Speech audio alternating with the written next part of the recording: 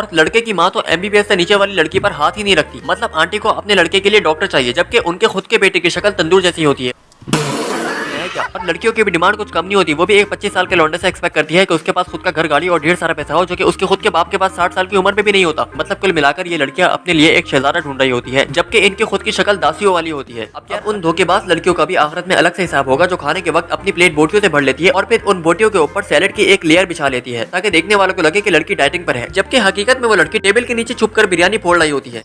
अरे देवा, ये गड़बड़ है बाबा। काहे घबराए सर जो तेरा टकराए, क्या दिल डूबा जाए, आजा प्यारे पास हमारे, काहे घबराए। तो कैसे कट रही है आपकी जिंदगी। तो आज हम बात करेंगे शादियों की और उनके दौरान खानदान वालों की तरफ से होने वाले कुछ नाकाबिले माफी हरकतों की। तो शुरुआत करते हैं उन कम ज़र्फ लोगों से जो बारात में दुल्हन के हाथ में 200 रुपए रखकर 25-30 बंदों का खाना खा जाते हैं और जाते जाते ये बोलते हैं कि सब कुछ अच्छा था, बस खाने में नमक ज्यादा था। मतलब एक तो तुम लोग शादी में अपनी बीवी समेत 15-20 बच्चों को ले आते हो और वो 15-20 लोग 25-30 लोगों का खाना लपेट देते हैं, लेकिन फिर भी जाते जाते ये बोलना तो कंपलसरी है ना कि खाने में नमक ज्यादा था। इन बेगैरत लोगों में तो जैसे शर्म नाम की चीज ही नहीं होती। मतलब खाना जितना भी अच्छा क्यों ना हो, लेकिन जब तक ये लोग नमक ज्यादा है वाली चुस्त न मार ले, तब तक इनके अंतरात्मा को सुकून नहीं मिलता। ये बड़ी अच्छी बात कही आप। खैर ये तो मैंने बहुत आगे की बात कर दी। इससे पहले भी शादी के कुछ स्टेज होते हैं। अब क्योंकि अल्हम्दुलिल्लाह मैं लड़का हूँ तो मैं लड़के वालों की बात ज्यादा करूंगा अपने एक्सपीरियंस की वजह से। बहुत तेज हो रहा है। अब कुछ लड़के वालों को तो एक बहुत बड़ी गलतफहमी होती है कि हम तो लड़के वाले हैं, हमें तो कोई भी लड़की मिल जाएगी। और लड़के की माँ तो MBBS से नीचे वाली लड़की पर हाथ ही नहीं रखती। मतलब आंटी को अपने लड़के के लिए डॉक्टर चाहिए, जबकि उनके खुद के बेटे की शक्ल तंदूर जैसी होती है।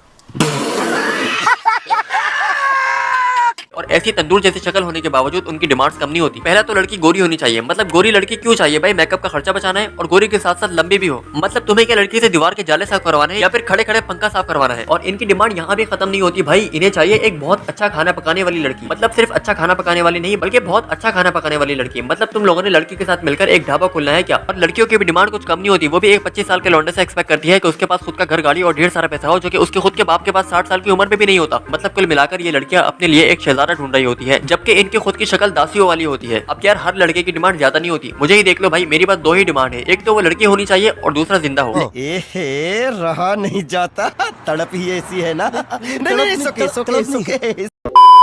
लेकिन उसके बावजूद मेरी किस्मत इतनी खराब है कि एक बार मेरे घर वालों ने मेरी फोटो लड़की वालों को भेज दी और बाद में उनसे कॉल करके पूछा कि हमारा लड़का देखा आपने? अब लड़की का बाप कहने लगा कि हमने तो जैसे तैसे करके लड़का देख लिया, अब आप इसे किसी अच्छे से डॉक्टर को दिखाएं।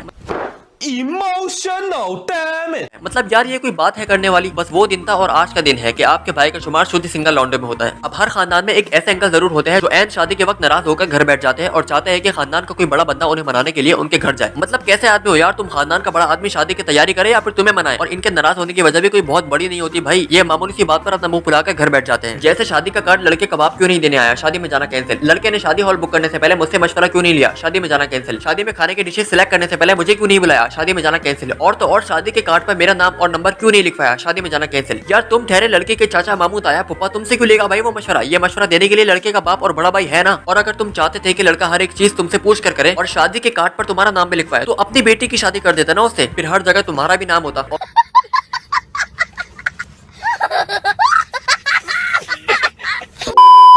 और कुछ लोग तो इतने डैश होते हैं कि उन्हें तो ये तक नहीं पता होता कि हम किसकी शादी में जा रहे हैं। उन्हें सिर्फ इस बात से मतलब होता है कि खाने में क्या क्या है। और मुझे ये बताते हुए बहुत फख्र महसूस हो रहा है कि मैं भी इस कैटेगरी में आता हूँ। मरना तेरे को डर नहीं लगता?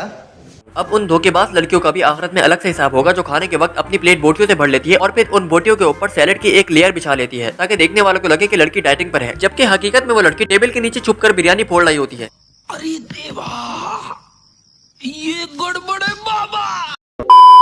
और कुछ लोग तो शादी से 3 दिन पहले ही खाना पीना छोड़ देते हैं, ये सोचकर के शादी में दबा कर खाएंगे। और पहले तो ये हफ्शी शादी में ठूस ठूस कर लिमिट से ज्यादा खा लेते हैं और फिर घर जाकर अपना पेट पकड़ कर बैठे होते हैं। और रात के 2 बजे घर से बाहर निकलकर हाजमुला ढूंढ रहे होते हैं और हर लम्हा ये एक ही दुआ कर रहे होते हैं कि जो कुछ भी हमने ठूस ठूस कर खाया है वो जल्द से जल्द बाहर आ जाए। कौन है ये लोग? कहां से आते हैं? और जब तक खाना बाहर नहीं आ जाता तब तक ये लोग मुसलसल छत के चक्कर काट रहे होते हैं। अब उन लोगों की बात करते हैं जो अपना दिल, गुर्दा, फेफड़े सब कुछ बेचकर एक 3rd क्लास DSLR कैमरा खरीदकर शादी में ले जाते हैं और कैमरा अपने गले में ढोल की तरह लटकाकर ये लोग खुद को प्रोफेशनल फोटोग्राफर समझते हैं। गजब बेइज्जती है।